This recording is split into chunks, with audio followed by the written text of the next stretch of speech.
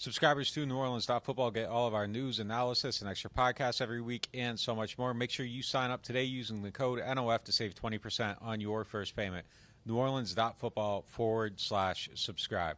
Welcome back to another episode of NewOrleans.Football. We're coming to you from the PJ's Coffee on Airline in Metairie. Make sure you come and check it out. Great location here, great staff. They'll get you the best cup of coffee you can have, a great pastry, whatever you need. And if you need a new car, make sure you check out my guy, Matt Bowers, at one of his many dealerships throughout the region. We got a jam-packed show for you guys today. We're going to get into a bunch of stuff, the state of the NFC South, and so much more in this episode that is jam-packed like a ravioli. We'll be right back after this break. The NewOrleans.Football show is proudly presented by PJ's Coffee. PJ's Coffee has some of the best drinks that you can find. They have locations all over the city. They have pastries and everything else you need to get your day started. So go check them out. This Mother's Day, surprise her with dazzling diamond studs for under $500 at Front & Company Fine Jewelers. Or you can elevate her style with an elegant emerald or ruby diamond band at $1,250. You want something more modern? They also have stunning diamond paperclip necklaces too. Visit Front & Company Fine Jewelers Uptown at 7713 Maple Street between Adams and Burdett. Call 504-866-5433 and shop online at friendandcompany.com. Shop for mom at Front & Company Fine Jewelers. Hardhide Ponchatoula Strawberry Whiskey is an 86 proof blend of aged wheat bourbon, American light whiskey, and fresh Ponchatoula strawberries. Blended in New Orleans, it is not for the thin-skinned. Look for it in your favorite stores, bars, and restaurants. NewOrleans.Football is proud to be sponsored by Firehouse Subs. Make sure you check out their location on Veterans Boulevard. All right, let's get into the show.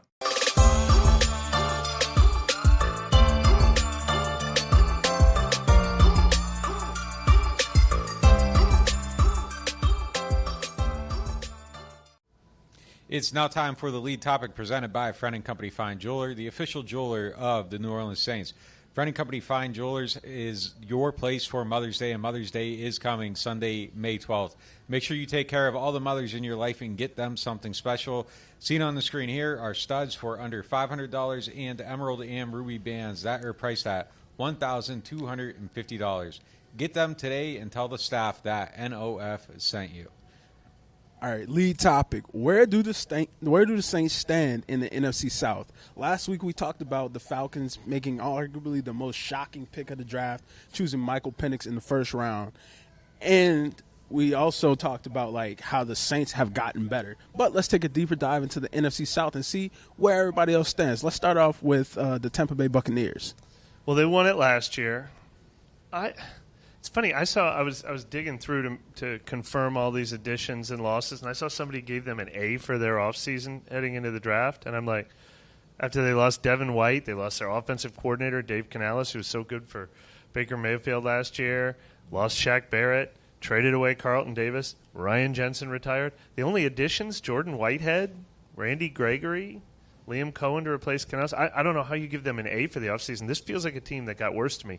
They could still win the division. They've won the division. We kind of underestimated them each of the last 2 years. I like the Graham Barton pick in the first round of the draft. I think he's going to be a really solid offensive lineman. But this doesn't feel like a team that got better. And the question surrounding Baker Mayfield for him to lose the offensive coordinator that got so much out of him last year, this is a team that I don't really feel that much better about than the Saints necessarily. The Bucs, why would we feel better about the Bucs than the Saints? I definitely don't. I mean, they lost their OC. I think that's going to be a massive hit for him. I think Baker Mayfield is going to get worse without him. I think losing Carlton Davis is a big deal. I don't think adding Liam Cohen is going to offset the loss of Dave Canales. Dave Canales has kind of proven to the point. I think Liam's got a lot to prove, has a lot of upside, but I don't feel good about him. I mean, I think I got them probably third in the division right now.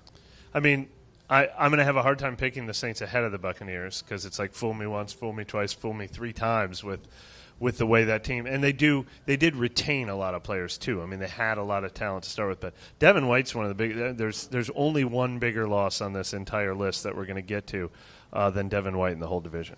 I can't overlook what happened with the quarterback situation in Seattle.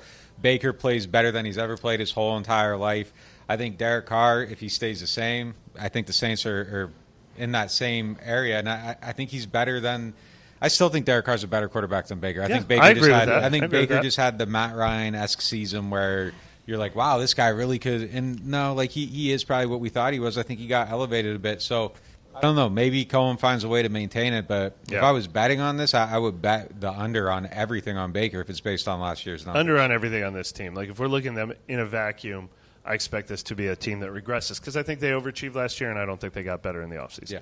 Yeah, nobody was expecting the Tampa Bay Buccaneers to win the division and last a playoff year, game, especially with the firepower that other teams have. But let's go to Atlanta Falcons. Let's check the Carfax on them, see where they're at, because they've had some notable additions to their team this offseason. Well, you're right. 2 notable additions that both play the same position. They got better because the only reason I think, not the only reason, the main reason they didn't win the division last year is because they might have had the worst quarterback play in the entire league. Whether it was Desmond Ridder or Taylor Heineke, that was the one thing holding this team back all season long. They've been holding them back for a while. And they had Kirk Cousins, which is an obvious upgrade. If we weren't concerned about Kirk Cousins' health, we would say that's probably a bigger impact move than when the Saints brought in Derek Carr. I don't think Penix will probably play this year, but he's an upgrade as well. They improved that position. The rest of this list, they added Darnell Mooney. Okay, a little firepower to the offense, but it's more about getting more out of their recent first-round draft picks there. They added Rondale Moore. Nothing special there. Lost Jonnu Smith. That's a little bit of a hit, but not a big one. I mean, none of the key losses, key additions other than Kirk Cousins are game changers. But then, obviously, new head coach in Raheem Morris. And he brought in Zach Robinson to be his offensive coordinator, who's a guy we were eyeing for the Saints. So hopefully you would think they would be able to improve an offense that's been underachieving for a while for them. So I think everyone's going to pick them to win this division probably. I don't think it's a runaway, but I'll probably pick them to win the division too. Yeah, I mean, I'd probably have to take them as the top team in the division. If they had made a different draft pick at 8 and addressed something on their defense, I'd probably feel a little bit better about that prediction. But overall, I think that they're probably the team that looks most ready to hit the ground running. I think the one thing that they have on their side is just that it feels like there's optimism with them. You haven't really seen the underbelly or the disappointment of anything they did. I think the Saints, you did see the underbelly and the disappointment. So I think that kind of favors right now the feelings around the Falcons. But, I don't necessarily feel that strongly about any of the top 3 teams or that poorly about any of the top 3 teams in this division. I mean, really the one that I think you end up feeling the best about is the one that, ends up being the team that's kind of like outside drinking out of the hose, so to speak. Like whichever team can survive off of hose water and shows the most character in tight games and can do the dirty, grimy things, I think is going to end up being the best team in the division. I don't know who that is yet. And, we got to see who looks the best in a dogfight. And whoever that ends up being, I think, is going to be the team that wins this division because I don't think anyone's that strong enough to run away from everyone. They're going to have to fight their way out of here. All right, now let's go to survive their way out of here is probably the way to put it. Oh, you got to make it happen. You got to if your mom ain't cooked the food, you got to find a way to eat. Yeah. Now let's go to the biggest unknown in the NFC South, which is the Carolina Panthers. They have a team that you don't know what they're going to look like. They have a new coach. It's Bryce Young's second year. You don't know what the defense is going to look like. So what are your thoughts on their roster, additions, losses, and draft picks? Put your reading glasses on for this list. Wholesale changes, good and bad. Brian Burns is the guy I was referring to earlier, biggest loss of anyone, and they did not get a lot in return for him compared to what they could have if they had traded him a couple years ago. That was a big whiff for them. Frankie Louvu, Yetur Gross-Matos, Jeremy Chin, Dante Jackson, Shaq Griffin. Could have also put Von Bell on here. I mean, their defense is going to look totally different. Their key additions were all about Bryce Young. Guards, Robert Hunt and Damian Lewis. They had to pay a ton for those guys at guard. Traded for receiver Deontay Johnson, and then some more defensive guys to offset the guys they lost.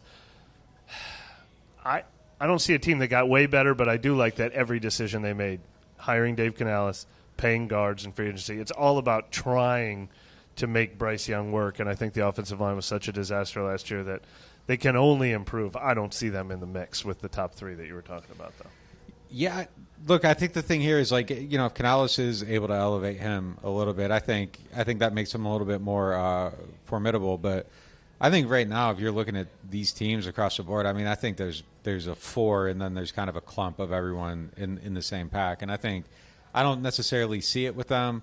It's amazing to me how quickly they've kind of established themselves of having the worst owner in sports, not just the NFL, sports.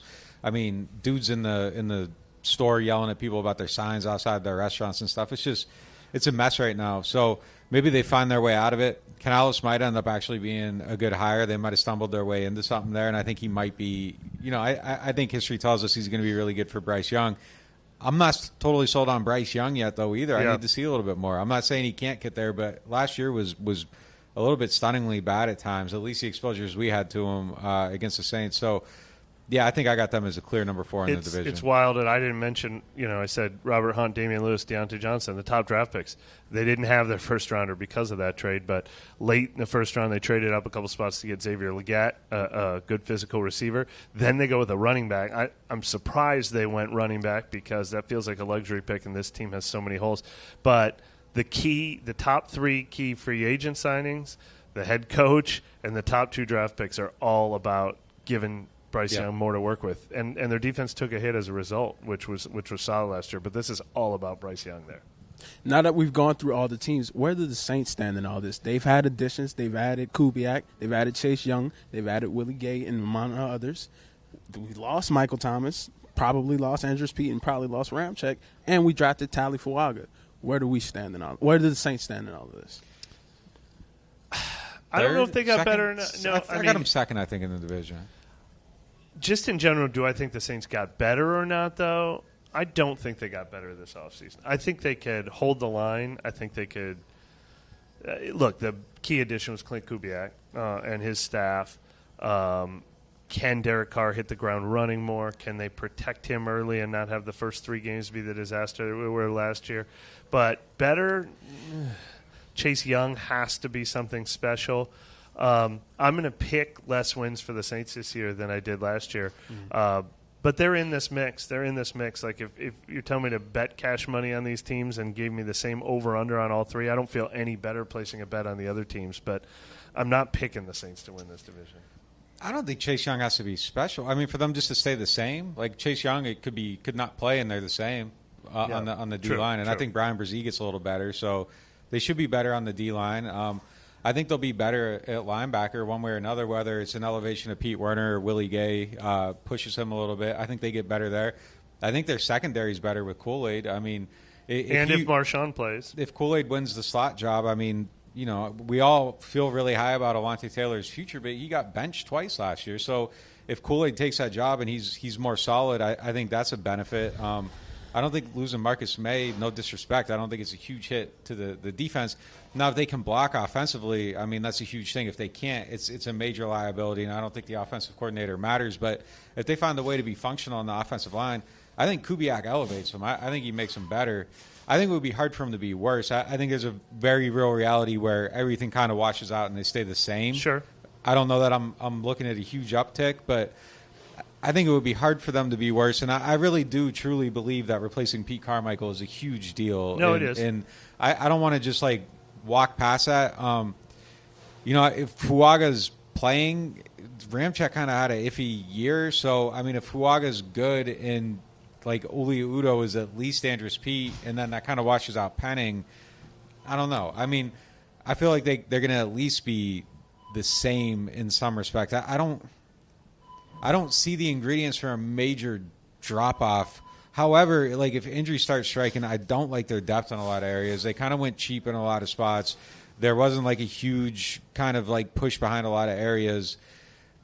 I don't know. I kind of feel like they're going to – I'd set whatever their over-under was last year. What was it, 8.5? I would probably leave it there going into the that's season. The difference. I feel like the team can be the same as what it ended up being last year. Yeah. But I felt way better about the team going into last year. We had a healthy Michael Thomas. We had a healthy Ryan Ramczyk. Yeah. Those. That's what's gone now is what they were at the beginning of last year. So I'm more comparing it to what they ended up being last year. But they were a 9-win team last year. I think that was the point I was making about the Falcons is that you're going into it kind of with that it's just all possibility and you haven't seen the bad. We've seen the bad. So I think even seeing the bad creates a pessimistic view almost going into the season where if they came into the season and it was they got Derek Carr and they got Clint Kubiak and we hadn't seen those things yet and it was kind of all this stuff coming together, you'd be like, oh, man, they're gonna dominate this and this crappy division. And we've seen the underbelly, so I think it kind of it kind of even pulls back on the excitement of Kubiak a little bit. Like, I'm sitting here and I'm like, but I think, like, if the circumstances were changed a little bit, the ingredients are there for it to look like, I mean, they should take a step forward from last year. And if they don't, I really do kind of feel like it's a bit of a failure for real, because they should be better than what it was with Pete Carmichael. Because, like, I really do believe DA is a great defensive coach. I think Kubiak's a better coach than Carmichael. Like, you put those things together, it's just like, can you find a way to block? But I'm not willing to go out there and say it. 8.5, I think, is a good number for them going into the season. The other thing, though, is we all agreed that last year they had probably the easiest schedule we've ever seen a team have. They're not going to have that luxury this year, so they could be just as good. And they say statistically, this one's right. This one, I think I even seen that it was like softer this year. Oh my goodness! So, but no, I don't think the Saints necessarily got better, but I think just hitting the reset button, they underachieved last year. The problem with the Saints now is that, like, they are, like, underachieving should be the expectation now. Like, if we're looking at it to where they could be the same or exceed it, well, what we've seen the last 2 years tells us that they're going to find a way to underachieve. There's going to be a level of frustration, and then at the end of the season, they're going to, like, start to figure it's going to be too late. Like, so how do you figure it out week 1 instead of week 11 or whatever? And history tells us, like, that's what it's going to be. There's going to be these ups and downs that shouldn't be endured. You know, I think that there's a way to look at it and be like, well, through this prism, if they do all this, they should be better. But, like, there's nothing that we've seen the last 2 years that tells us that you should side on the side of, like, they'll figure that out. Got to see it now. So, I don't know. How y'all feel about 8.5? 8.5 feels like, to me, like the number. I would take under 8.5. But that feels like where it should be set, I think. I think it's 8 or 9 is kind of where it ends up. Yes, I agree to an extent that we're talking about a team that should be somewhere between 7, 8, and 9 wins as what we would project. But Vegas numbers are always low because some teams, the bottom drops out. The quarterback gets hurt. Where they got them at? I think they're 7.5 in Vegas. 7.5? Yeah. Like, so I think, but I think that's true of everyone. Like, even the teams that you feel like are the best teams in the league usually come in at like 10.5. Like, Vegas makes their numbers add up too. You know, like when the reporters all add them up, you know, you always end up 100 games over 500 because no one ever picks their team to be the team that goes 3-14. Right. And yet teams still go 3-14. Right. But speaking of national perception, I mean, this leads right into the graphic from The Athletic today. Yeah. The Athletic, they dropped a chart saying that the Saints were ranked 30th post-draft. So if we take a look at that. That's just the perception surrounding this team is they've been a blah team, and they didn't do anything that anyone got excited. They didn't add a coach. They didn't add a quarterback. Right. They didn't add a blue chipper. They didn't add a Pro Bowler, an All-Pro or whatever. Right. And people have just been predicting the Saints' demise for years, and they've never done it. They've never been the 3-14 team. 7 is the worst they've ever done. I don't expect them to fall below 7 either. And yet this doesn't surprise me. I don't agree with it. It surprises the hell out of me. 30th is insane. Yeah. 30th is insane. They won 9 games last year. Putting them at 30th is insane. Like, that's incredibly – like, there's a segment of Saints Twitter that I believe made this. Like that's insane. How about Tampa Bay at 15? That's insane. That's what I'm saying. This list is crazy. It's insane. Like, even the separation Chicago at 13. Yeah, the separation between 15, 22, and 30 is nuts to me. Chicago being that high after being the worst team in the league. The Patriots at 24. Minnesota doesn't even have a proven quarterback. It's just a bad list. Yeah, it's a bad list. It's an insane list. I'm not putting the Saints like in one of the top two lines here, it goes 1 to 8 is on the top line, 9 to 16 is the next line. I think they're somewhere in that 17 to 24 range, though. Like, 30th is crazy. They C-tier. feel like what were you gonna say? C tier. Yeah. They feel like Pittsburgh to me. They feel like Atlanta and Tampa to me. They feel like I'm not putting the Giants ahead of them. I'm definitely not putting the Commanders ahead of them. I mean, there's a lot of mediocrity on this list.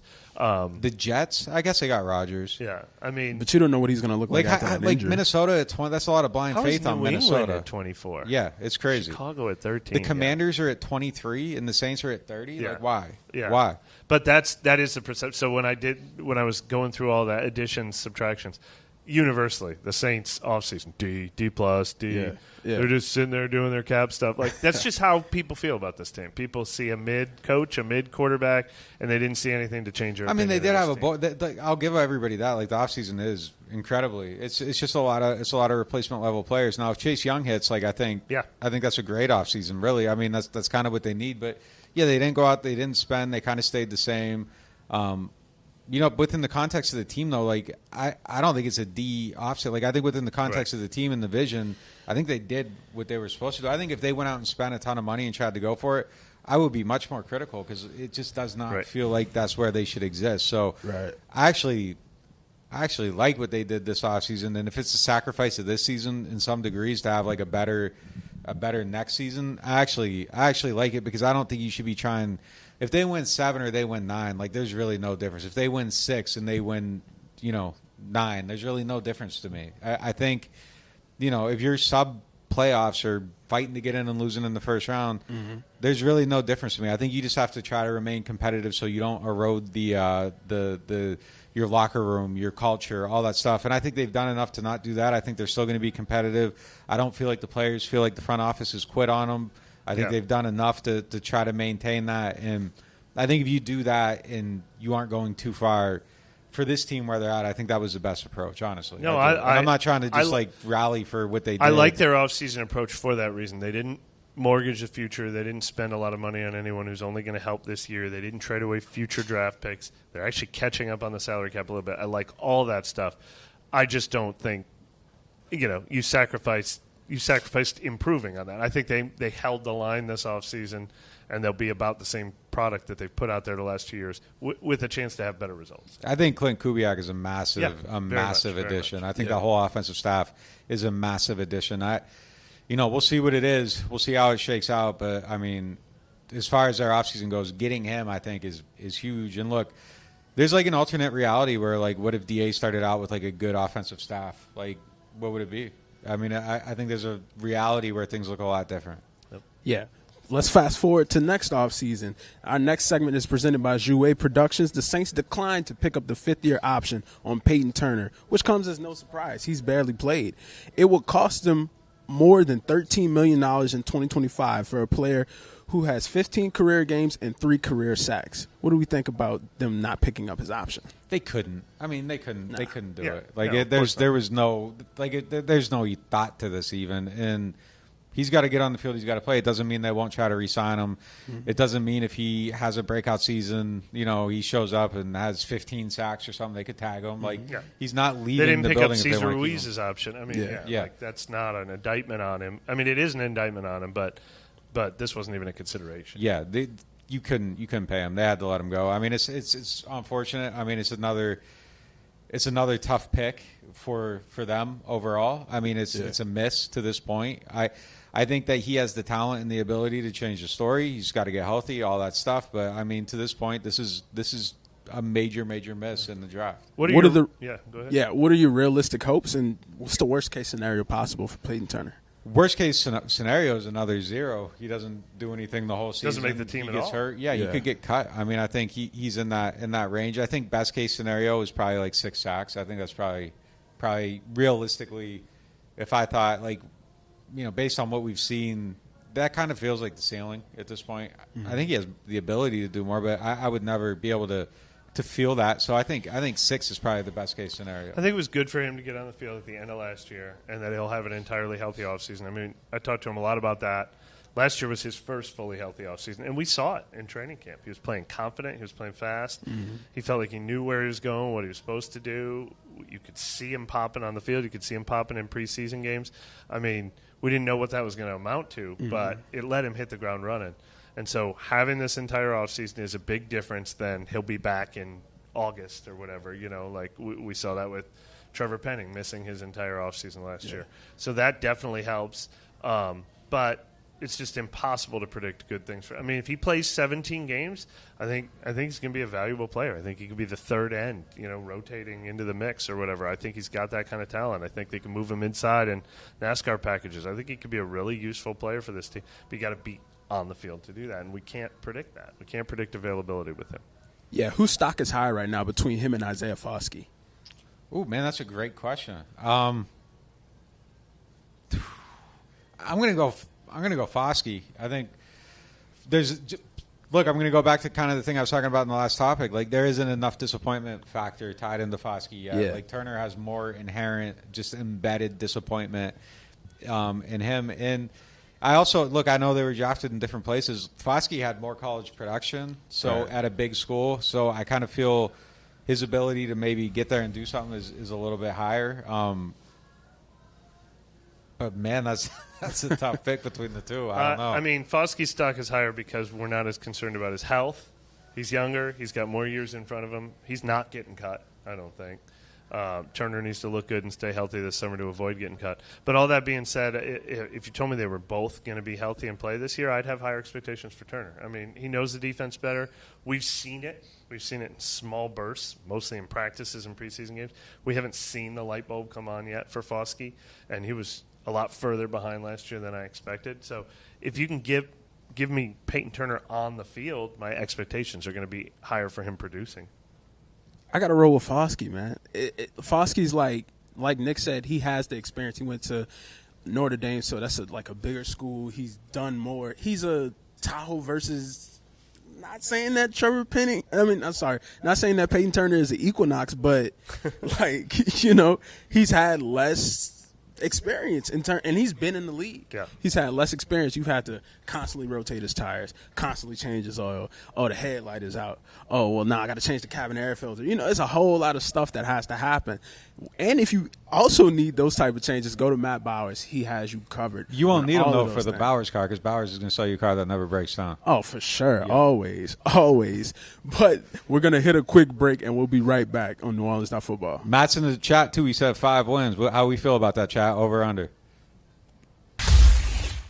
Are you tired of renting and ready to own your dream home? Contact Jefferson Financial Federal Credit Union, your trusted source for home loans. Our competitive rates and flexible terms can help make your home ownership dreams a reality. If you're a first-time home buyer or looking to refinance, our experienced lenders are here to help. Our online application process allows you to apply on your schedule. It's quick, easy, and convenient. Visit us online at jeffersonfinancial.org to learn more. Federally insured by NCUA, Equal Housing Lender. Martin Wine and Spirits is home to a selection of hand-picked barrel select bourbon, whiskeys, and much, much more.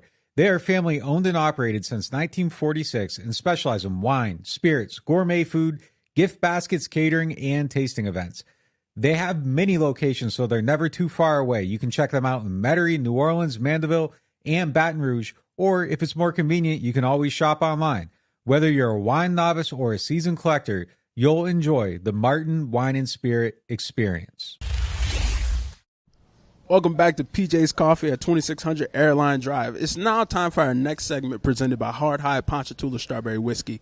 We had a lot of turnover with the Saints last year on the offensive line. Ramczyk got hurt. Andres Pete still hasn't been picked up yet, but we added Tally Fuaga. So let's catch up and see where do you think the depth chart is going to be at this season. Let's start off with Mike's predictions. Yeah, this is my guess when we show up at OTAs in a couple weeks and we watch them install the offense. This is my guess for the first string and the second string. And these are a lot of guesses. Will Trevor Penning get those first snaps with the first string offensive line? I don't know, but I think it's going to be him and Oli Udoh rotating since they drafted Fuaga. Fuaga's natural position is right tackle. Landon Young's natural position is right tackle. So I think that leaves Penning and Udoh at left tackle. Left guard, yikes. Does Nick Saldiveri get first-string reps? But if not him, who else? Tommy Kramer has actually played a little more right guard than left guard, but he's the only veteran here. Justin Herron is a tackle, but I put him at right guard because they have no other veterans playing guard. Shane Lemieux, they just signed, has some center experience, not a lot. Then we're already into the undrafted rookie class after that, so it – does this look right? Yeah, it's bad. That's what I was talking about the depth earlier. Like, it's really bad here. I mean, the offensive line is still terrifying to me. I think they need another guy. I really do. I don't know if Oli Udoh has any flex to him. I know Landon Young does. So Udoh definitely does. I mean, he's played both guard spots and left tackle in the NFL. So I think he's kind of like the new Pete. But if he has to play left tackle, then who do you have? Kind of, and I guess Saldiveri could be your interior depth. Landon Young, I know. There's people that like him at guard a lot. So, I think there's some flexibility there, but I don't feel good about two of the starters, and I don't feel good about 1, 2, 3 of the names of depth players. If you told me like Udoh and Young were reserves and you had strong starters at left guard and left tackle, sure, but this is the thing that's going to take the season down. Like if you said Vegas is 7.5, like if the offensive line's bad, like it's the under 7. If they're good, it's push or maybe a little better, but this is where the season's decided, and the reserve names matter as much as the starters because someone's going to get hurt. Two someone's are probably going to get hurt at some point, and I feel terrible just kind of about this at the top and at the bottom. I mean, in the middle, there is no middle really to me. So this group is terribly concerning. Look, I mean, I'm not going to say the Saints know something that we don't know, but, I mean, they could have brought back Max Garcia, who started a ton of games for them last year at left guard, probably for a veteran minimum contract. They could have brought back Cam Irving for sure for a veteran minimum contract who started games for them at right tackle. I get the impression that they know what that list looks like, and that list still includes Andrus Peat and Dalton Risner and guys who might cost a little more than the minimum. So I have a feeling they might want to see some of these guys and reevaluate before they come to training camp and decide where they want to invest or where they need to bring in a veteran. Because otherwise you would think there'd be a little bit more break in case of emergency guys on this list. One other name I want to add, we had the Zoom calls with all the undrafted rookie signings, and Kyle Hergel from Boston College. I didn't, he didn't jump off the page when I was looking at analyst reviews of him. I didn't see him, being projected to be drafted. He was kind of in the UDFA, prior to UDFA group. But I just really liked the confidence I heard from hearing from him, looking into his experience. And he pointed out that at Boston College last year, the offensive line coach had just come from being the offensive line coach for the Dolphins, and Mike McDaniel, obviously a branch of this same system. So he said that coach installed this same offense for Boston College last year. He moved from right guard to left guard last year, had a great year playing left guard for them. He said he's played right guard, he's played left guard. And then at the Shrine Bowl, they had him play center all week and everything. I feel like Kyle Hergel has moved up to my names to watch on the undrafted rookies because of his experience in this system and playing, at obviously a strong program at Boston College and, having the size and the weight for no other reason than that. But that's a name that I almost snuck onto this list just for that reason.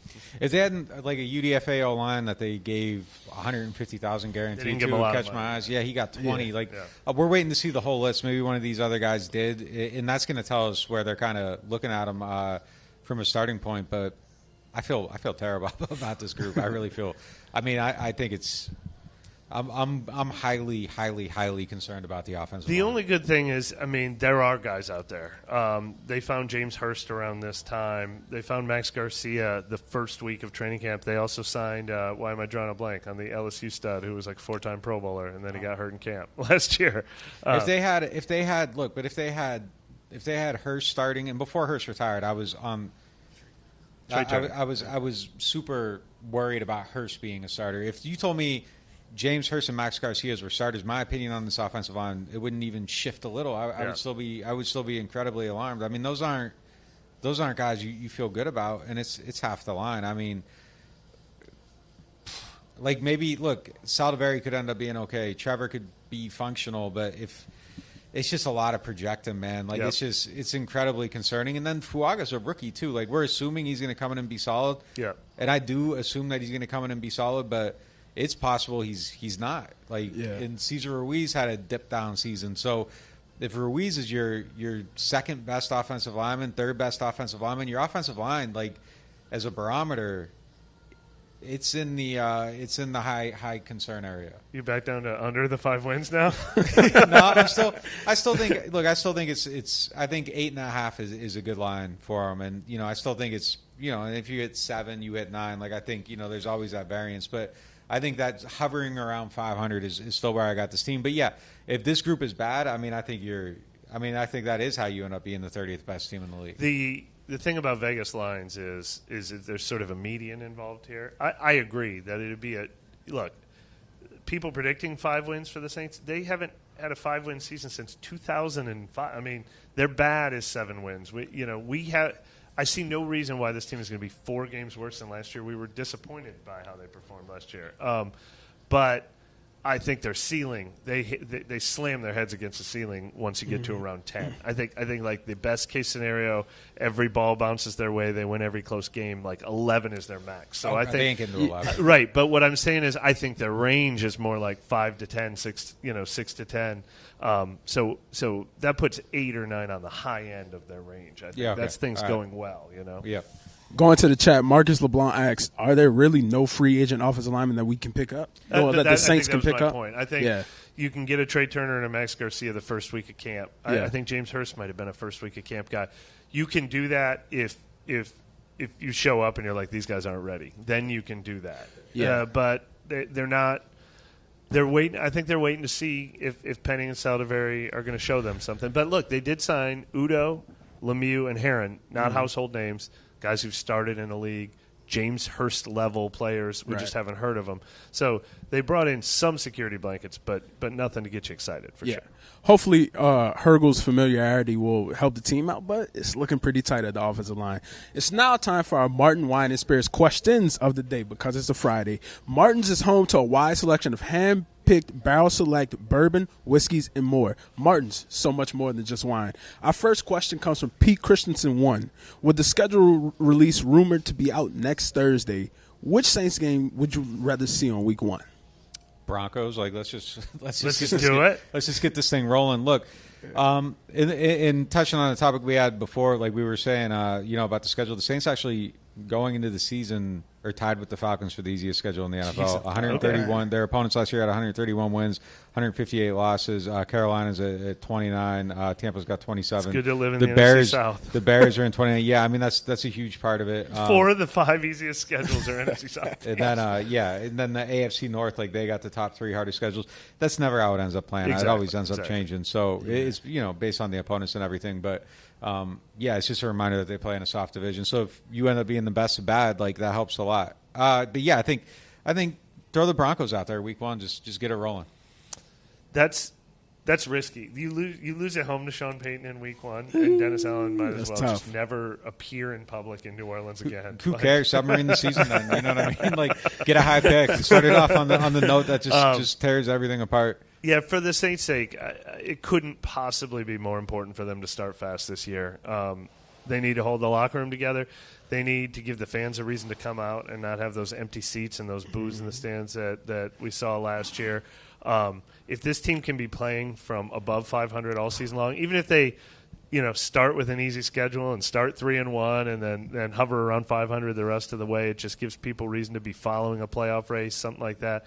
This team can't go 1-3. It can't. So, give me the Broncos at home, Carolina at home, the Commanders at home, the Raiders at home. There are a lot of games you would predict the Saints to win at home early in the season. I'll say I think the Commanders is a bad matchup week 1, and I'll tell you why.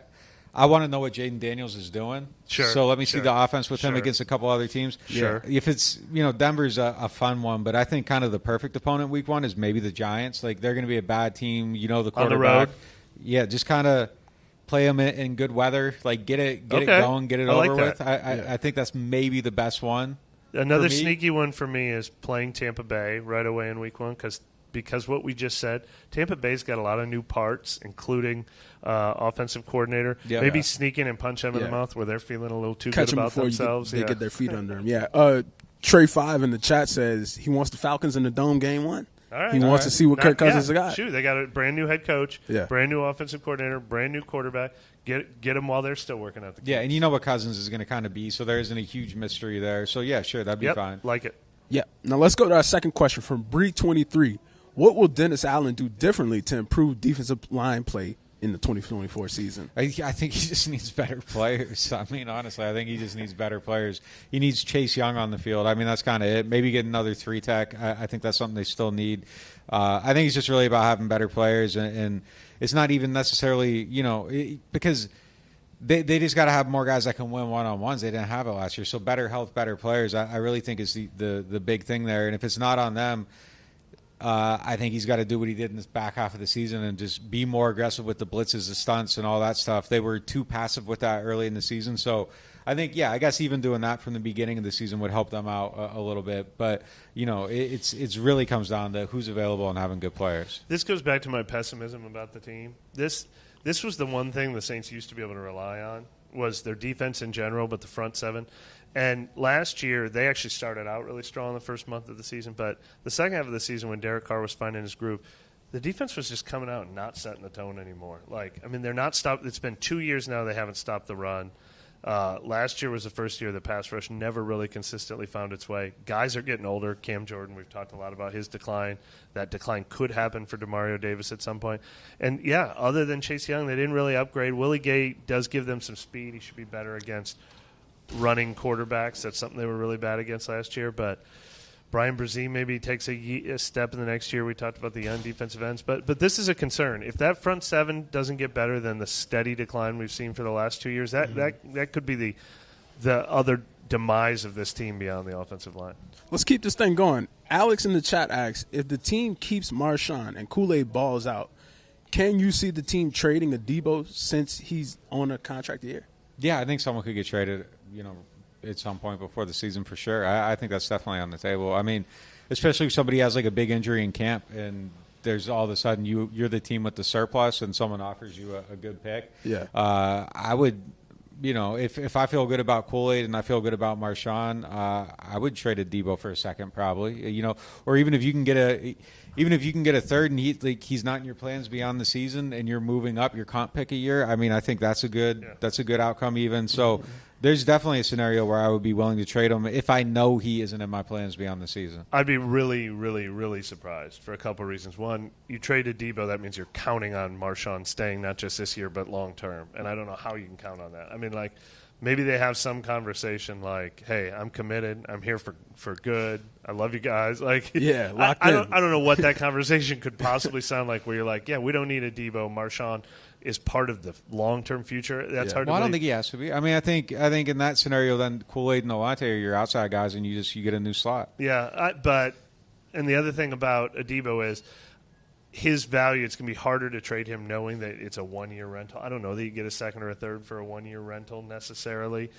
So it's not the ideal time to trade him. It would really surprise me, especially knowing that you get that pick if you just plain lose him, play him all year, and you still get a pick for him if you let him go in free agency. That would really surprise me, but it would be great if they feel that good about Marshawn Lattimore that all of a sudden they feel Paulson Adebo's expendable. I mean, this is kind of like playing Madden a little bit, but like I would love it if they could trade if they could trade Paulson and get a second, and then after meaning you feel good about everybody. If you could trade him and get a second, then you trade Marshawn after the season, get another second, you draft another cornerback in the draft. You're kind of on this like revamp path. Yeah, I wouldn't hate just restocking the assets. If you can get a second for anyone on this team, other than probably Chris Olave, like it's fair. I don't see a second for a Debo. That would surprise me very much. Oh, it would surprise me too. Yeah. Yeah. Well, we appreciate y'all for joining us. Don't forget. Roby was a third. I don't know. Like, I don't know. The market's a little bit.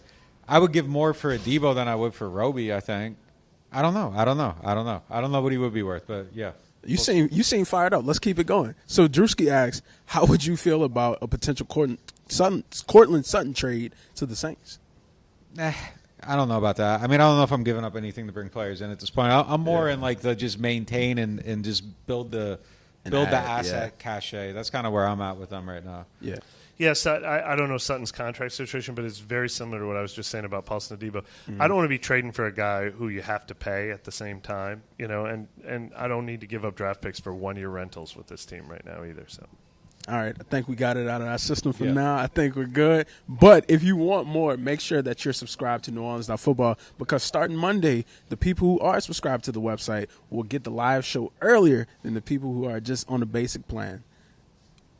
Thank you, and catch y'all next time.